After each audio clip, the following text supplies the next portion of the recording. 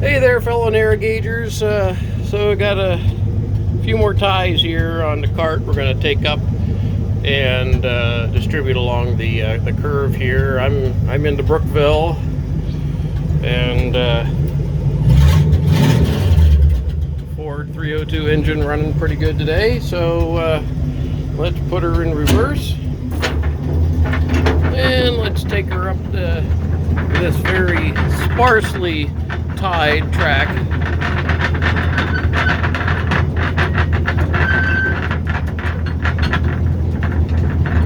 So it's put together good enough. I can take the Brookville and the car up here and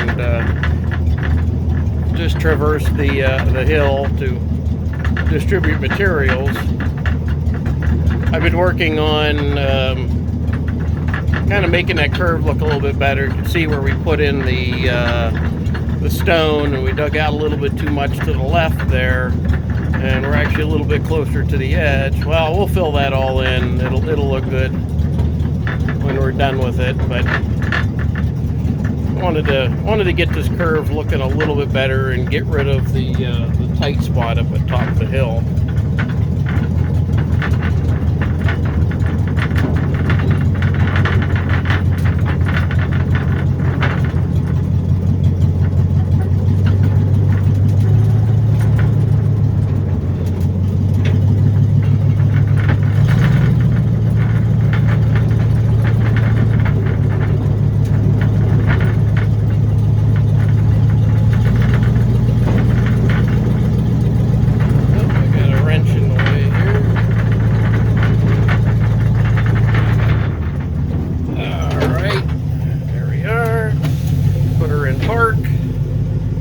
Leave it on for a little bit.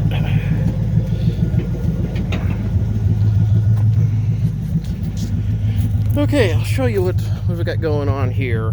So this curve's got to tighten up a little bit more. This is a Buddha rail bender, and it's manually operated, has that screw jack, and you just crank on it, and it puts a little kink in the rail. And I've been coming around here on the inside rail about every couple feet or so.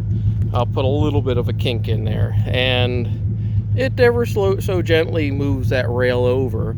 I'm just doing the inside rail because this is a much tighter curve it needs than the outside, and if I at least get the inside brought over some, then the outside rail more than likely is going to follow suit.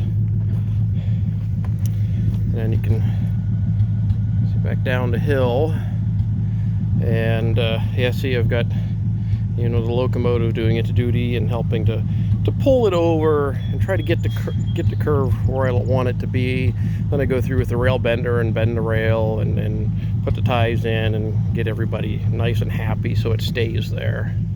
Also got the forklift doing its duty, and then come back here a little bit to the end of the excavation, and yeah, you can kind of see how it just makes that right turn and drops off.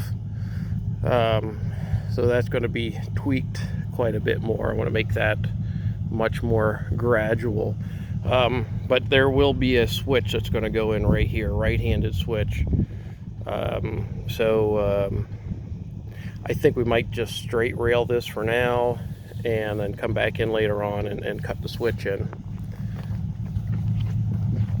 Yeah, let's go take a look at the Brookville here while we got her running. It's officially locomotive number 64 because the last of the J&L 040s was number 63. So we just give it the next number in the series. This is the one that was at the Railroad Museum of Pennsylvania, and we restored, what was it, 2 winters ago or so, maybe 3 winters ago. Ford 302 engine. We got a good Holly cart put on there, and Ford C6 transmission that has the original Brookville gearbox, and down underneath here chain drive. So it was a 3-foot gauge, and the chains were all inboard, and then we had to move the wheels in and put the chain between the two drivers outboard. So we've had a lot of work to do on this thing. There's a nice view looking down the curve. All right, I just wanted to show you what's going on here today. I'm going to get back to work, and I'll talk to you later.